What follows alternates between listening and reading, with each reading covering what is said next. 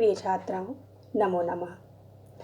मैं डॉक्टर पूजा Srivastava, assistant professor Sanskrit विभाग, महिला महाविद्यालय किदवई नगर, कानपुर से। बच्चों, आज हमारी चर्चा का विषय है काव्य एवं काव्य के भेद। तो काव्य को समझने से पहले हम ये जान लें कि काव्य को किस साहित्य के अंतर्गत रखा जाता है। जैसा कि हम सब जानते हैं कि संस्कृत साहित्य ज्ञान विज्ञान का विशाल भंडार है।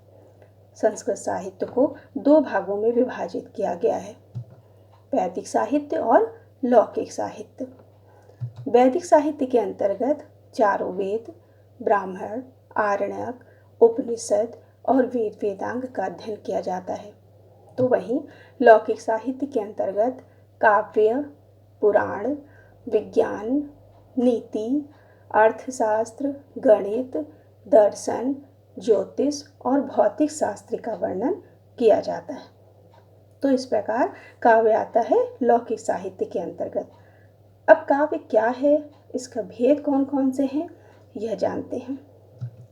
बच्चों, काव्य कविता या पद्य साहित्य की विधा है जिसमें किसी कहानी या मनोभाव को कलात्मक रूप से किसी भाषा के द्वारा अभिव्यक्त किया जाता है। छंदोबद्ध एवं लयात्मक साहित्य रचना को ही काव्य कहते हैं, जो श्रोता यानी सुनने वाला या पाठक पढ़ने वाला के मन में भावात्मक आनंद की सृष्टि करती है या आनंद की अनुभूति कराती है। यह मनुष्य को स्वार्थ संबंधों के संकुचित घेरे से ऊपर उठाती है और संपूर्ण संसार से रागात्मक संबंध जोड़ने में सहायक होती है। अनेक विद्वानों आचार्यों ने काव्य को अलग अलग तरह से परिभाषित किया है। आचार्य विश्वनाथ जी कहते हैं, वाक्यम रसात्मकम काव्यम, अर्थात रसयुक्त वाक्य काव्य है। आचार्य भामह ने कहा, शब्दार्थों सहितो काव्यम, अर्थात शब्दों का अर्थ सहित संयोजन काव्य है। हिंदी साहित्य के आचार्य रामचंद्र शुक्ल जी ने कहा, कविता या काव्य वह साधन है जिसके द्वारा शेष सृष्टि के साथ मनुष्य के रागात्मक संबंध की रक्षा और निर्वाह है या निर्वाह होता है। कवि कर्मः काव्यम, अर्थात आनंद को दिलाने वाले कवि की भाषिक रचना ही काव्य है। इस प्रकार विभिन्न आचार्यों ने विभिन्न दृष्टिकोणों से काव्य की व्याख्या की है। अब हम बात करते हैं काव्य के भेद की। तो काव्य को मुख्यतः दो भागों में विभाजित किया गया है। आचार्य विश्वनाथ कहते हैं, दृश्य श्रव्यत्व भेदेन पुनः काव्यम द्विविधा मतम, अर्थात काव्य विधा के दो भेद हैं, दृश्य काव्य और श्रव्य काव्य। कौन से दो भेद हैं? श्रव्य काव्य और दृश्य काव्य। तो अब श्रव्य काव्य किसे कहा जाता है? तो श्रोतम योग्यम काव्यम श्रव्य काव्यम, जिस काव्य का रसास्वादन दूसरे से सुनकर या स्वयं पढ़कर किया जाता है उसे श्रव्य काव्य कहते हैं। यानी जिस काव्य को पढ़कर हम आनंद अनुभूति करते हैं, वह जो हम सुनते हैं या हम जिसको पढ़ करके आनंद की अनुभूति करते हैं, वह काव्य श्रव्य काव्य कहलाता है। फिर है दृश्य काव्य। तो द्रष्टुम योग्यम काव्यम दृश्यम, यानी जिस काव्य की आनंद अनुभूति अभिनय को देखकर एवं पात्रों से कथोपकथन को सुनकर होती है, उसे दृश्य काव्य कहते हैं। यानी जिस काव्य का मंचन रंगमंच पर अभिनय के द्वारा, कलाकारों के द्वारा जो अभिनय किया जाता है, उसको देखकर सुनकर के हम जिस आनंद की अनुभूति करते हैं, वह दृश्य काव्य होता है। अब मस्तिष्क में यह प्रश्न उठता है कि श्रव्य काव्य कौन कौन से होते हैं और दृश्य काव्य कौन कौन से होते हैं। तो श्रव्य काव्य के तीन भेद किए गए हैं, गद्य, पद्य और चंपू। गद्य, पद्य और चंपू। तो सर्वप्रथम हम जानते हैं कि गद्य क्या है और उनके भेद कौन कौन से हैं।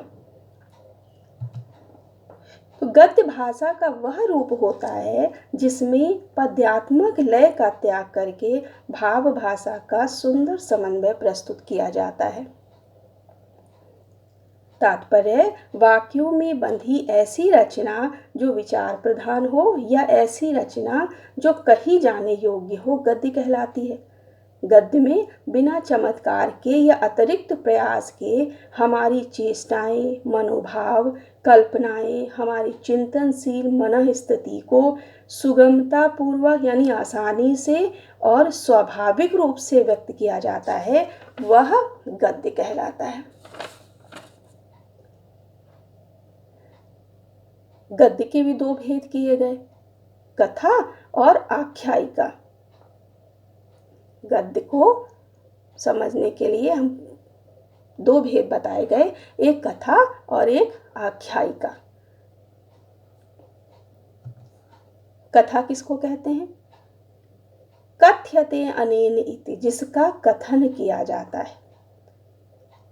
कथा में सरस इति व्रत की रचना हुआ करती है।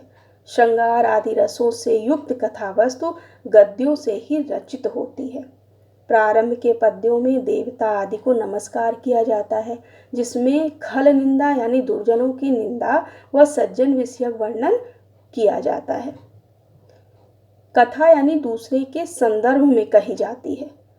कथा दूसरे के संदर्भ में कही जाती है, जैसे कि कोई एक कहानी सुनाए कि एक राजा था और एक रानी थी, उसकी एक बहुत ही विद्वान विदुषी पुत्री थी। इस तरह से तो यह जो किसी के संदर्भ में कही जा रही है वह कथा होती है, जो कि कवि की कल्पनाओं पर भी आधारित होती है। अब है आख्यायिका किसे कहते हैं? तो आख्यायते अनेन इति आख्यानम, जिसमें आख्यान किया जाता है, वह आख्यायिका होती है। आख्यायिका भी कथा के समान होती है। इसमें कवि वंश का वर्णन होता है और अन्य कवियों का वृत्तांत तथा पद्य भी कहीं कहीं होते हैं। आख्यान के जो भाग होते हैं उनको उच्छ्वास कहा जाता है। इसकी कथा नायक के मुख से ही निबद्ध होती है, यानी जिसने आख्यान लिखा है उसकी भी उपस्थिति उस काव्य में होती है। जैसे हर्षचरित, ये वाणभट्ट के द्वारा रचित जो काव्य है वह एक आख्यायिका है। इसमें वाणभट्ट के जीवन चरित्र का भी वर्णन है और राजा हर्ष का भी है। अब प्रश्न उठता है कि क्या केवल कथा और आख्यायिका ही इसके भेद हैं या और भी भेद बताए गए हैं? तो कथा और आख्यायिका के अतिरिक्त भी गद्य के 4 भेद बताए गए हैं। मुक्तक, व्रतगंधी, उत्कलिका प्राय और चूर्णक। मुक्तक यानी मुक्तक किसको कहते हैं? समास रहितम समामुक्तम मुक्तकम। समास रहितम मुक्तकम यानी मुक्तक की रचना समास रहित होती है। दूसरा व्रतगंधी, व्रत भागयुतम व्रतगंधी यानी व्रतगंधी में पद्य के जो अंश होते हैं वह बड़े बड़े रहते हैं।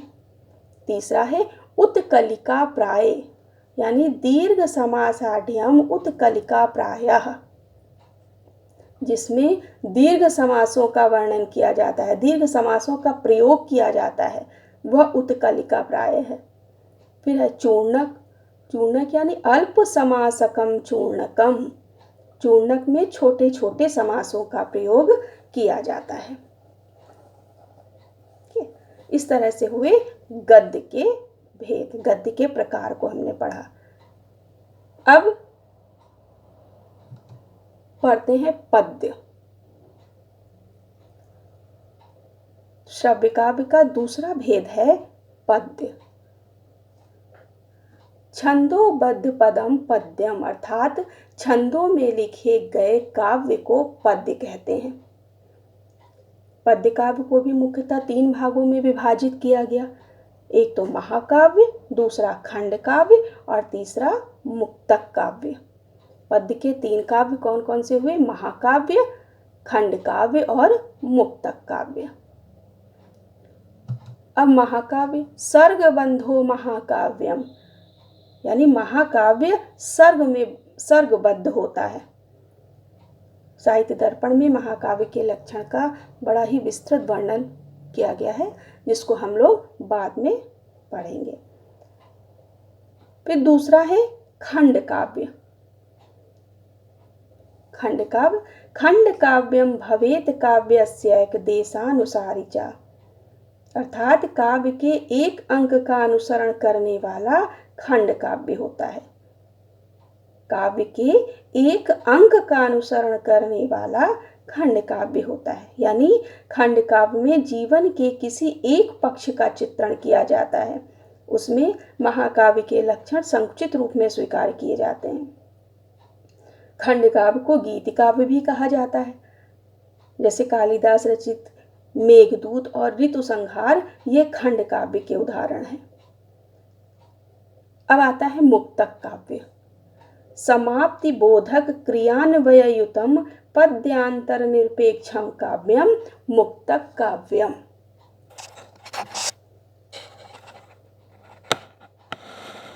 अर्थात समाप्ति बोधक क्रिया से युक्त और किसी पद्य की जिसमें अपेक्षा नहीं होती है अन्वय बनाने के लिए, अर्थ करने के लिए, ऐसे काव्य को मुक्तक काव्य कहा जाता है।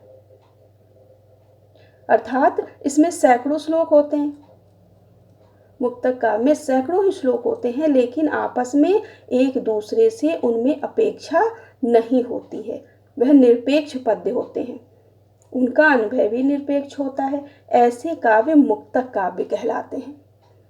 जैसे नीति शतक है, वैराग्य शतक है, ये सब मुक्तक काव्य होते हैं। अब इन तीनों भेद के अलावा कुछ भेद और भी हैं, जिनके बारे में संक्षेप में बात करते हैं। तो ये 5 भेद जो काव्य में, इसके अतिरिक्त यानी जो 3 भेद हैं उनके अतिरिक्त काव्य के ये निम्न 5 भेद भी बताए गए। मुक्तक, युग्मक, सांदानितक, कलापक और कुलक। या यूँ कहें कि भेद ना कह के यह लिखने का एक तरीका ही बताया है इसमें कि मुक्तक यानी यदि एक पद्य दूसरे पद्य से निरपेक्ष हो तो उसे मुक्तक कहते हैं।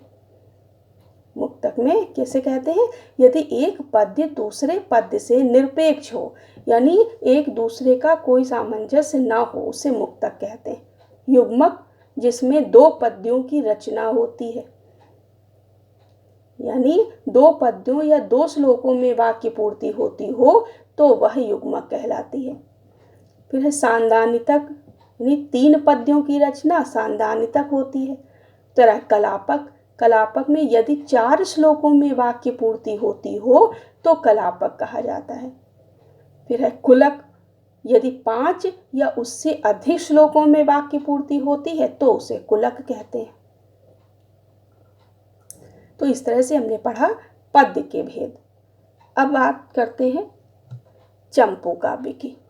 श्रव्य काव्य का तीसरा भेद है चंपू काव्य। गद्य पद्यमयम काव्यम चंपूरित्या विधीयते, अर्थात जिसमें गद्य और पद्य दोनों ही हो ऐसे काव्य को चंपू काव्य कहा जाता है। यानी जिस काव्य में गद्य और पद्य दोनों ही का वर्णन किया गया हो वह चंपू काव्य कहलाता है। जैसे नल चंपू, देशराज चरितम, ये कृतियां नल चंपू हैं। अब चंपू के भी 2 भेद बताए गए, विरुद्ध और करम्भक। विरुद्ध किसे कहा गया? गद्य पद्यमयी राज स्तुति विरुद्धो मुच्यते, यानी गद्य पद्य युक्त ऐसा काव्य जिसमें राजा की स्तुति की गई हो वह विरुद्ध कहलाता है। जिसमें राजा की स्तुति की गई हो, यानी एक ऐसा गद्य पद्य युक्त काव्य जिसमें राजा का वर्णन किया गया हो, राजा की स्तुति की गई हो, वही काव्य विरुद्ध काव्य कहलाता है। फिर है करम्भक, किसे कहते हैं? तो करम्भकम तु भाषा भी विविधा निर्मितम, अर्थात विविध भाषाओं में निर्मित काव्य करमभग कहलाता है।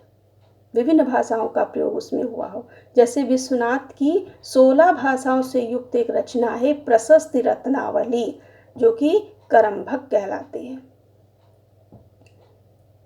ठीक है, तो इस तरह से हमने पढ़ा श्रव्य काव्य के भेद। कौन कौन से भेद हुए श्रव्य काव्य के? श्रव्य काव्य के 3 भेद पहले बताए गए, गद्य, पद्य और चंपू। गद्य काव्य के फिर 2 भेद किए गए। सबसे पहले गद्य काव्य आता है, तो गद्य काव्य के 2 भेद बताए, कथा और आख्यायिका। अब इन दोनों के अलावा भी 4 भेद और बताए गए, मुक्तक, व्रतगंधी, उत्कलिका प्राय और चूर्णक। उसी तरह श्रव्य काव्य का दूसरा भेद क्या है? पद्य। पद्य के 3 भेद बताए, महाकाव्य, खंड काव्य और मुक्तक काव्य। अब ये मुख्यतः 3 काव्य जो हैं, इनके अलावा भी 5 प्रकार और बताए, मुक्तक, युग्मक, सांदानितक, कलापक और कुलक। फिर हम लोगों ने पढ़ा तीसरा भेद चंपू, चंपू काव्य। चंपू काव्य के भी 2 भेद बताए गए, विरुद्ध और करमभग।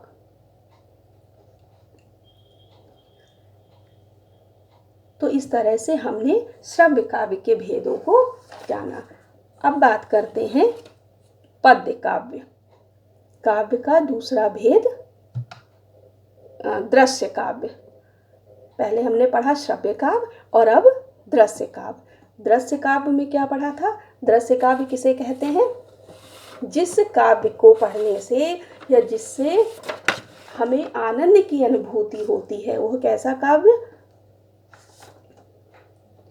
यानी अभिनय को देखकर, पात्रों के अभिनय को देखकर और उनके कथोपकथन को सुनकर के जब हमें आनंद की अनुभूति होती है, तो ऐसा काव्य दृश्य काव्य कहलाता है। दृश्य काव्य के 2 भेद बताए गए, रूपक और उपरूपक। अब रूपक के 10 भेद किए गए हैं, जिनको 10 रूपक भी कहा जाता है। कौन कौन से हैं? इनका संक्षिप्त परिचय हम जान लें। नाटक, प्रकरण, भाण, व्यायोग, संवकार, डिम, इहामृग, अंक, वीथी और प्रहसन। ये 10 रूपक कहलाते हैं, जो कि 10 रूपक के नाम से जाने जाते हैं। फिर है उपरूपक। उपरूपक में 18 भेद बताए गए हैं। बोला गया है 18 उपरूपक होते हैं। कौन कौन से? नाटिका, त्रोटक, गोष्ठी, सट्टक, नाट्यरासक, प्रस्थान, उलाप्य, काव्य, प्रेखन, रासकम, संलापक, श्रीगदति, शिल्पक, विलासिका, दुर्मल्लिका, प्रकरणी, हल्सक और भानिका। ये 18 उपरूपक कहलाते हैं। इस तरह से रूपक हुए 10 भेद रूपक के, जिसको 10 रूपक कहा गया है, और उपरूपक 18 होते हैं। तो इस तरह से आज हमने पढ़ा काव्य के भेद। काव्य के 2 भेद हैं, दृश्य और श्रव्य, जिनके बारे में अभी हमने पढ़ा। धन्यवाद।